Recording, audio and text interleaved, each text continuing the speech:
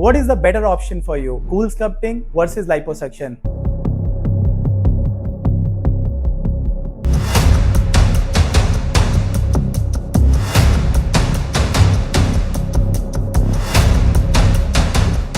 Hi guys, I am Dr. Hitesh Gupta and I am a board certified plastic surgeon working in Gurgaon. आज हम बात करेंगे cool sculpting versus liposuction. Which one is better? Generally मेरे पास patients आते हैं, doctor मेरे जो tummy में फैट है और मुझे इसको कम करना है, क्या ऑप्शंस हैं? क्या मैं सर्जिकल वे में यानी कि लाइपोसक्शन कराऊं या फिर मैं cool sculpting यानी कि नॉन सर्जिकल कराऊं? Most of the patient surgery से डरते हैं। वो लोग मुझे मार डालेंगे, वो लोग मुझे छोड़ेंगे नहीं। सुन कौन लोग?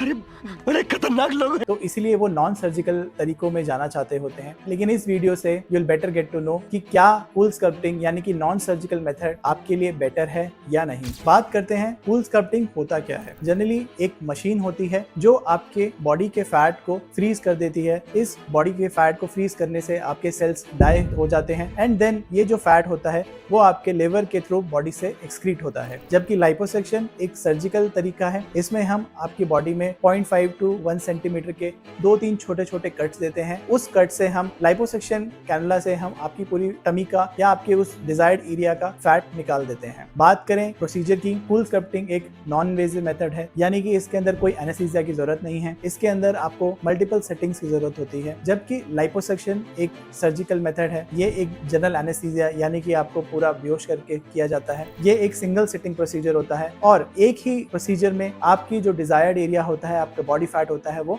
निकाल दिया जाता है। बात करें रिजल्ट्स की, अगर आप एक डेफिनेट रिजल्ट्स एक्सपेक्ट करते हैं then liposuction is the only method, because liposuction में जो सर्जन होता है उसको पता होता है कि कितना एरिया आपका फैट का निकालना है और वो सारा एरिया का फैट एक ही सेटिंग में निकल जाता है। जबकि कूल स्कल्पटिंग में हम मशीन डिपेंडेंट होते हैं, हमें नहीं पता होता है कि बॉडी कैसे रिएक्ट करने वाली है। ज्यादातर जो प्रॉब्लम आती है वो ये होता है कि अराउंड 25 to 30% ही बॉडी का फैट रिड्यूस होता है सिंगल सिटिंग में, इसलिए हमें मल्टीपल सिटिंग्स की जरूरत पड़ती है to achieve that result. Cool sculpting की एक डिसएडवांटेज ये रहती है कि हम एक छोटे से एरिया यानी कि चिन या फिर लव हैंडल्स, छोटे एरियाज को ही टारगेट कर सकते हैं एक सिटिंग में, जबकि लाइपोसक्शन से हम मल्टीपल एरियाज को हैंडल कर सकते हैं सिंगल सिटिंग में। तो अगर आप डिजायर करते हैं एक definite result in a single setting then liposuction is the only treatment which you can go for। लेकिन अगर आप सर्जरी से डरते हैं और आप थोड़े से रिजल्ट से खुश हैं तो आप कूल स्कल्पटिंग की तरफ जा सकते हैं। अब बात करें साइड इफेक्ट्स की, तो लाइपोसक्शन